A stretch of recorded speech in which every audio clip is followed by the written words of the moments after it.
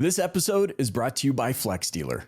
The car business does not mean you have to miss all of your kids' basketball games. I don't think you should miss any of your kids' basketball games. So I define that as a root pillar in my life. Like, family can be first, and you don't have to sacrifice success to do so.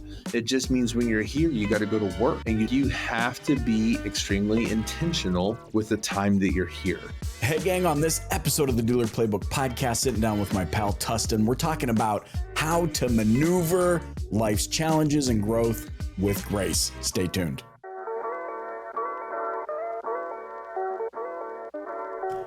Hey Tustin, thanks so much for joining me on the Dealer Playbook podcast. Thanks, man. Happy to be here. Thanks for the invite.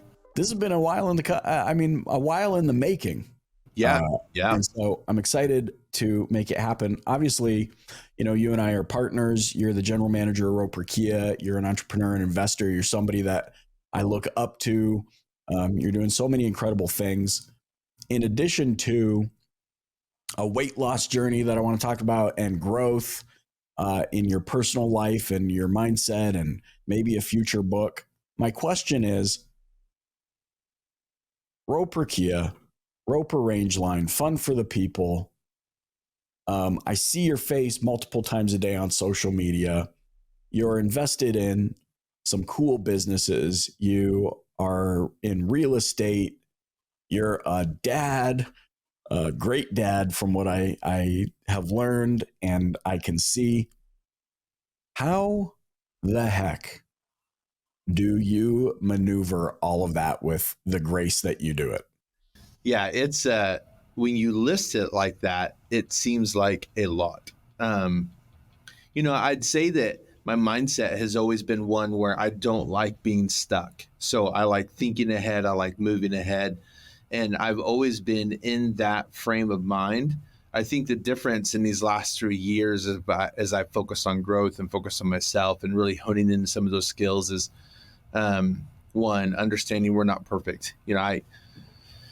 There's no way to achieve perfection. So I think it's vital that we understand that we have to have grace for ourselves first. I think that's a very important word. And then being super intentional. I mean, you can't get caught up in TikTok for 2 hours a day because there's just not time to do so. There's too many lives that need to be impacted, too many people that can be helped. And I take that with as big of a flag as I can and yell it as loud as I can, and then be super intentional in every moment that I am at. I love the word intention. I was at an event a couple years ago. Our mutual friend, Liza Borges, said that her organization adopts a new word that kind of becomes their theme for the year, but that as individuals, they also pick a word. And that really got me thinking. And at that time, intention was the word that I picked. And then the year swapped, and I thought, no, that I don't feel like I want or need a new word. So when you're talking about intention, it really strikes me. Also, what you said about TikTok and how easy and addictive it can be to not even realize how much time you're losing on those platforms versus investing back in yourself and in the things that you want to accomplish. I mean, have you always been minded like this, or is this something that developed organically over time? Minded as in like go get crap done, or minded as in focusing on the growth? Yeah, focus on growth, intention, not wasting time.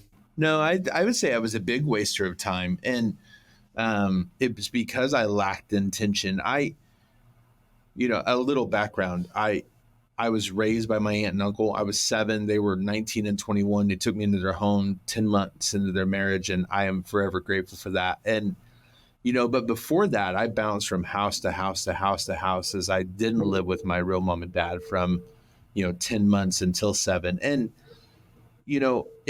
it created a mantra for me where it's like, no matter what, I'm going to be a better dad than what my dad was to me. Not my uncle that raised me, not that life, but, the guy that's my biological dad. And then I compared that also to, what type of father he was, what type of husband he was. They were never married, so he wasn't a husband. But you can digress to understand what kind of situation that was. And so for the longest time, 15, 16 years, I would take my deficiencies when I looked at them in the mirror and I would say, yeah, but I'm better than that. Mm. I'm providing a better lifestyle than my dad ever provided for me because he didn't provide one at all. It's easy to provide something better than zero. I'm a better dad than my dad was because I've been present and my dad wasn't. So, when you hold yourself up to that comparison game, it can be pretty bad. Now, I was still achieving success. I still became the general manager of the store that I started at when I was 19 years old and worked from the bottom of that store to the top of that store, was leading that store to success. And to anybody on the outside in, I was the most successful person in my family and able to help people out and give back to my church and do all of these things. And the world is looking at me saying, hey, good job. And I was looking inward and saying, I'm a mess. I weighed 450 pounds. I did not take care of myself. I didn't exercise. I wasn't reading.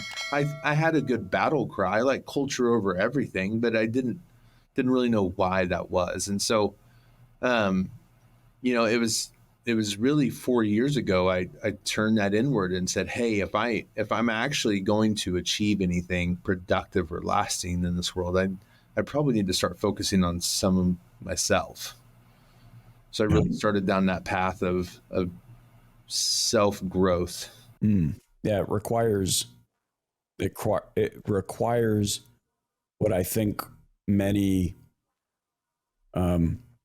many people shy away from, which is taking a real honest look at yourself. Yeah, absolutely. And I mean, kind of similar for me, looking in the mirror and not liking what I saw, that's uncomfortable. Yeah. And do you think, though, that people, is it easier, you think, to just stay uncomfortable than it is to do something about it? No, but I think it's an acquired mindset. I mean, it's much easier to be 450 pounds. Right. But, in that moment of getting to 450 pounds, my food was an expression of the emotion I was feeling on the inside. And Sure.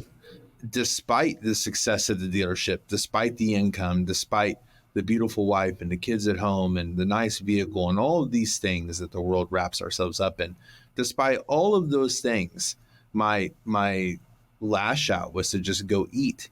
Lunch was at the Mexican restaurant because it was cheap and it was fast and it was 3 baskets of chips and all the salsa you could, it was all these horrible negative things that were a lash out, an expression of who I really was on the inside. But it's pick your poison. Like, you can either live a really uncomfortable life weighing 450 pounds, never riding a roller coaster with your kids and only being able to wear 4 different shirts because that's all you can find at the store. Right. Or you can pick your heart of doing the work to become a better version of yourself. The ripple effects of that are astounding. How do you find the impact on stress load? Because I know the car business is not for the faint of heart, right? It's Jay-Z in that New York song is like, if you can make it here, you can make it anywhere. And I'm like, dude, New York's got nothing on the car business. That's funny. What have you noticed in the time since that you've really been focused on this, that you've been cutting and getting healthier and all of that, the impact of maneuvering the car business, maintaining grace in a cutthroat industry? How do you do that? Well, I think the industry needs grace. I think, that's when I say culture over everything. And that was my battle cry the first couple of years. It was because the mentor and I talked to him this morning, I still have a ton of respect for the guy, but he laughed about, you can't throw coffee cups at people's heads anymore. And he says that because he threw a coffee cup at somebody's head. And that's what people relate to the car business as, is cutthroat and conniving and dishonest, disingenuous. And why is that? We have to do everything we can to disprove that. The car business does not mean you have to miss all of your kids' basketball games. I don't think you should miss any of your kids' basketball games. So it's taking that and, I define that as a root pillar in my life.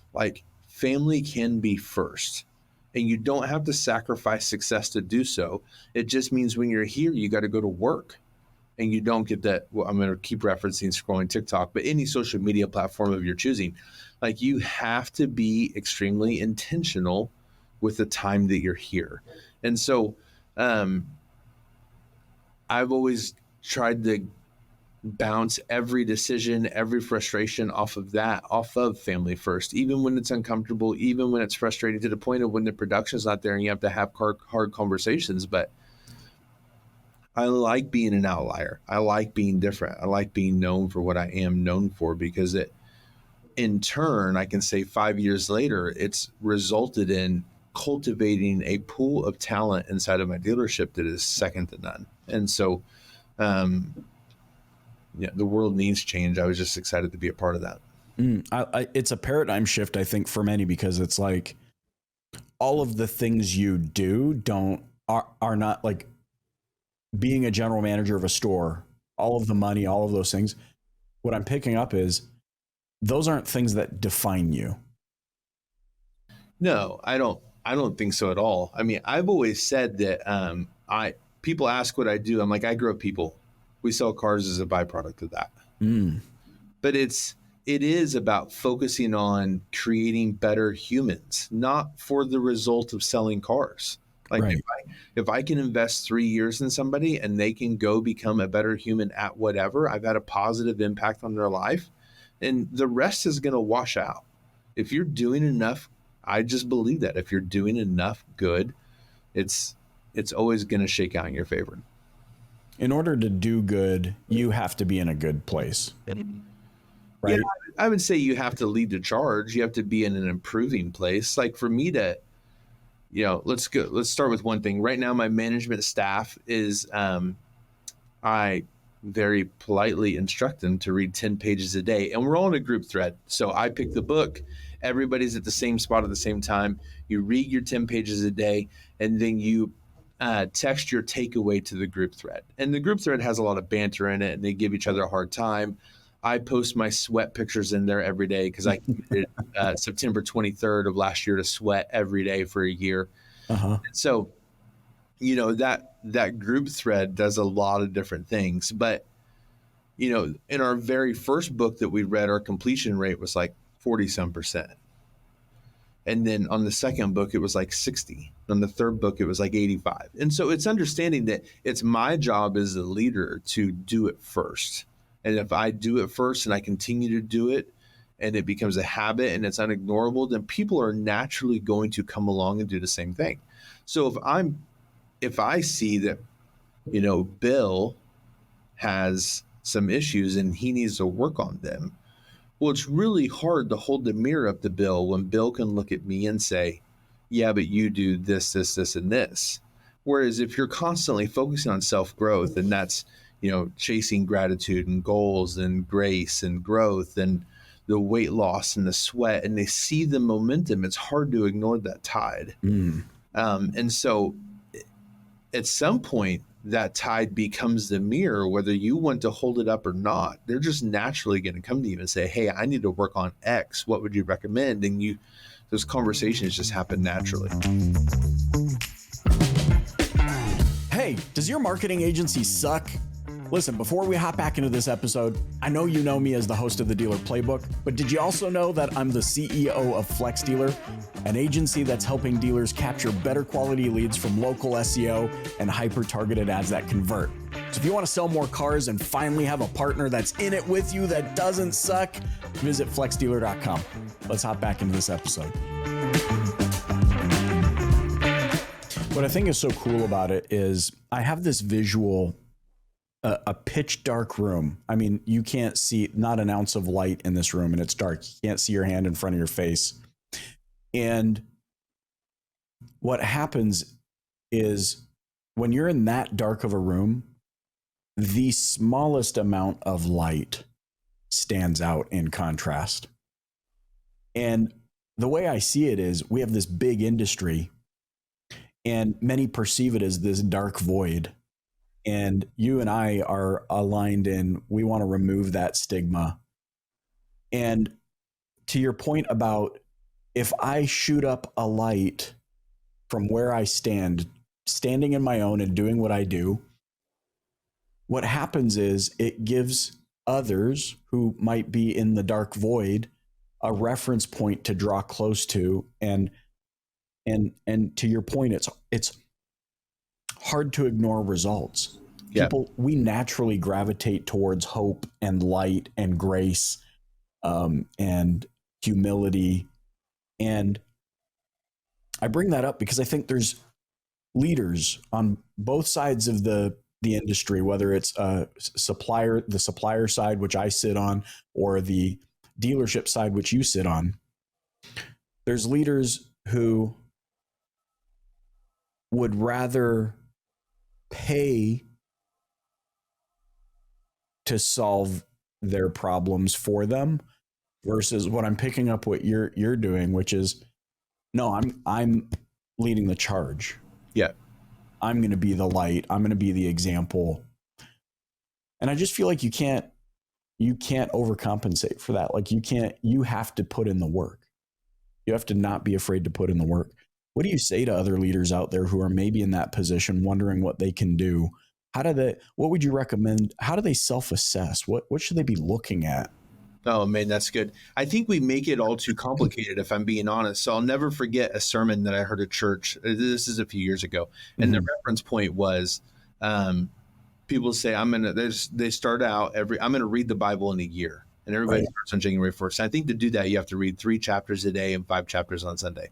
And the pastor's like, it's no different than somebody saying, I'm going to work out 6 days a week. So they go to their sporting goods store and they buy all the workout outfits and they buy the water bottle and the shoes and they're excited. And they come home and on Monday, new outfit, new shoes. They go to the gym, they're excited. Tuesday, Wednesday, Thursday, Friday, all the same things. Well, the second Monday, guess what? No more new outfits. And that motivation wanes. And then that's when it's a true test of discipline, and they might that Monday go again, and then Tuesday and Wednesday go again. But then on Thursday, something happens, they don't go. There's no more motivation involved. He's like, why do we make goals so big and say, I'm going to do this massive thing? Like, I can look back on the work I've done in the last 4 years and say that it has been a massive paradigm shift in my life. Right. But it started out with one simple task. I wrote down 10 things I was grateful for every single day. And I've done that every day since. And it sounds silly. And sometimes it's not even about the practice of writing down gratitude. Like, I think my viewpoint on the world is just so much different than most because I come from a position of gratitude. Like, I look at things as an opportunity. And a lot of people don't. A lot of people want to view everything as a negative. However, my book club is currently reading Atomic Habits by James Clear. It's a great book. Mm-hmm. We just read the chapter yesterday that talks about you have to show up. You can't optimize something that doesn't exist. And so how are you going to make something better? But as a visionary, and I'm a visionary, like, you want to see this big grandioso picture of perfection at the end. And then you want to work on, I want to work on it, tweak on it, make sure it's perfect. This decision is going to be amazing. This is going to be the thing that changes us, blah, blah, blah, blah, blah. And then what you realize is that there is no perfect decision. There is no perfect person. There's no perfect path. There are imperfect people in an imperfect world, in an imperfect environment, all trying to create something better together. And as long as your hearts are aligned, and you're willing to show up every single day, that's where the discipline part comes in. You have to be willing to show up. Then you can tweak and get better. Yeah. Then you can grow and get better. So it started with writing down 10 things I was grateful for. If you want to change the culture in whatever environment you're in, whatever industry you're in, start with one thing small that takes less than 10 minutes a day and commit to do it no matter what. And I challenge you to just carry that through. And if you do, that the impacts will build, the habits will stack, you'll grow, they'll grow. Yeah. I love it. I mean, I've talked about it over the years. What resonates with me, what you're saying, Tustin, is, looking at the dark spots in my life, what snapped me out of it fundamentally and first was gratitude. A very similar gratitude practice to what you mentioned. And so that resonates deeply with me. And then, over the years, right, just not ignoring my faith and realizing that all of the good things that I've got going for me, whether it's gratitude or grace or, any of those sorts of things, patience, perseverance. I'm like, these are all principles Christ taught. Yeah, Like, absolutely. you can't the line couldn't get more straight. Yep. For me. And I don't want to say that people that don't believe are doomed and will never get it, but I just believe truth is truth. And for me, I believe that he's the source of truth. And that definitely has an impact, I think, on the way that I lead and try and run my business. And I can certainly feel that. I can feel that same thing for you. It seems like that is a very important aspect of how you operate.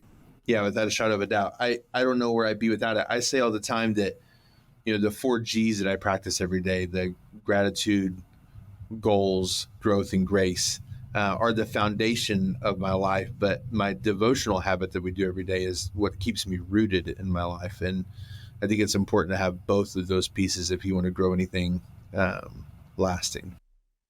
I find it interesting, because the stakes are so high in our space. And I want to give props and kudos to you because, I mean, gosh, I've been in this industry now 23 years. This will be my 23rd year. And I haven't really known other industries. I've had little spurts here and there in other spaces, but really since I was 17 years old, this is it. Yeah. My kudos is I haven't met anyone other than you yet who has so well articulated the bigger picture, that there is a bigger purpose, and that groundedness that you're talking about, I think is so amazing. So thank you for being a great example. I think it's tremendous. I appreciate those words very much. You know a lot of incredible humans, so thank you for that. And I mean it. I think I'm not a smoke blower either. Nope, So I didn't know that. The Italian in me prohibits smoke blowing. Yeah. What's next for you? What's your vision? I mean, the industry went from unexplainable highs to a reset, so to speak, that we're in. And our industry gravitates towards buzz topics and EVs and alternate fuels and OEM regulations and what are they going to force us to sell next and what do we have to do? And in this high stakes game, I mean, what are you most focused on moving into the next 6 to 12 months? Yeah, it's great. You're right. The target is always moving, but the target's always going to move. I love playing games. So I love playing strategy games with my kids. And it's always fun. If they find a game they love and they want to buy an expansion pack of that game, they know the rule. They have to beat me. So right now, the big thing in my world is pickleball. My kids love pickleball. We are in our driveway every night playing pickleball, and Awesome. It's awesome, and it gets us moving, and it's great. They know that they've all picked the pickleball paddle of their choice, and they have 2 decisions to make. They can either buy it with their own money or they can beat dad and earn it. And so, I say that to tell you that in the next 6 to 12 months, I think the game is going to be constantly changing. And, the amount of risk that you're willing to stomach and work through is going to be a big dictator of, I think, where you go. We've been focusing on pre-owned cars for the last 3 years and grown that department to record numbers for us because we didn't want to be new car dependent. And, the market's going to continue to shift again as new car inventory comes back in surplus and manufacturers have to get back in the game. But I truly believe that if I continue to focus on our employees, that regardless of what pieces are on the game board or what game we are playing, we will win. Mm-hmm. And there are risky decisions. I mean, I'll never forget when COVID broke out. I was on spring break trip with my family in Colorado. That meant me spending half of my time on Zoom calls with my team, handling things at the store. We're driving home from Colorado because we're a family of 6 and flying's astronomical. We're driving home from Colorado. And I called the owner of my store and I said, hey, I got a crazy idea. He's like, yeah, hit me. I'm like, I'm going to go spend like $2 million on used cars. He's like, nobody knows if we're going to be able to sell cars in 2 weeks. I'm like, I know, but that means they're panic selling, and that means it's an opportunity, and there's no way they go to zero. He's like, whatever you think. So we did. We went and spent the money, and then that set us up for success. And we, that propelled us to a level that none of us probably seen coming. And it worked out well. I think whatever risk you're willing to tolerate in the next 6 to 12 months is going to dictate a lot of your success business wise. But the execution of that plan is going to depend on who you have in your stable. And, it's not the great resignation, but I would say a downside of the automotive industry is everybody knows everybody. So they think it's easier to go find greener grass on the other side of the fence. Right. But there's a lot of ship jumping going on right now. I'm very grateful that's not the case for our dealership. Our dealership is steadfast. We haven't lost anybody that's just gone to take a job somewhere else just because they think they can make an extra dollar at the end of the day. We understand the mission that's in front of us and the vision that's in front of us. We actually just went through an entire shakeup in our dealership, changing our hours and our structure and how our day started and all of these things, because if we're going to improve and grow to the next level, it is what is required. I love it. How much risk can you handle? How much risk can you stomach? It's funny because it's a lot of people love the sound of these words and hate the way they feel in application. Like risk might mean not taking a paycheck. Like imagine imagine the dealer when you're like, hey, I know we might be closed and not be able to sell a single thing, but can we just go into the bank account and spend $2 million on used car? He's like, okay, pork and beans for dinner. Yeah. And most people aren't willing to get that raw and gritty and uncomfortable when push comes to shove. Although what I would stress is, but it's available to everyone. Yeah. It's just a choice whether or not you're going to go for it or not. Yep. Well, I mean, I posted on that about social media. Yesterday, I was able to experience a reward trip that we've been chasing for 2 years with my business partner for a real estate goal. And, I laugh at our first purchase of real estate together. I woke up that morning and did my gratitude book like I always did. I opened up Facebook. There was a listing for a house that was going live in the town that I live in. I'm like, this makes all the sense in the world. So by 10 a.m. we were looking at it. By noon we had an offer. By 1 p.m. it was accepted and we bought a house. Now, the amount of lessons that came from that were huge. It took 15 months to get that property renovated because we had no idea what we were doing nor the time to do it. And it was a lot, but we took the step. Yeah. And then we stuck it out and we didn't give up. And now we've grown that real estate portfolio quite a bit.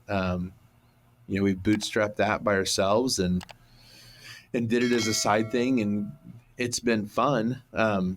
But you got to be willing to take a step and take risk. I do joke. Now we have a full-time property manager. She's incredible. And her and I were looking at a house together and she took a bunch of pictures and I thought she was just taking them for her own like records. And then she sends it to the group thread with me and my wife and my business partner and his wife. And I'm like, what are you doing? She's like, oh, I just sent them pictures so you know what we're looking at. I'm like, that's not how this works. Like I find a house and then I tell them there's a contract in your email. You need to go sign it so we can buy this house together, which is how we bought the last few. We laughed about it, but I do mean that. That's happened several times. And it's because I'm willing to go take that risk. Like you don't get what you don't go get. I love it. It's put the money where your mouth is. Yeah. I love it, man. I feel like there's so many things. I'm going to have you back on the show if you're willing to do it, because there's more things I want to pick your brain on. But for now, I just want to turn it over to you one last time. How can those listening and watching connect with you? Yeah, you can find me on social media. I think I'm the only Tustin on planet Earth that I'm aware of. So that is a weird tagline that I get to say. Yeah, I'm on Facebook. Just get a hold of me, send me a private message. I'm happy to help in any way that I can. I will not turn someone away that is looking to improve their lives. Life's too short. So Amazing, man. Thanks so much for joining me on the Dealer Playbook podcast. You did, man. Thanks for having me. Hey, thanks for listening to the Dealer Playbook podcast. If you enjoyed tuning in, please subscribe, share, and hit that like button. You can also join us and the DPB community on social media. Check back next week for a new Dealer Playbook episode. Thanks so much for joining.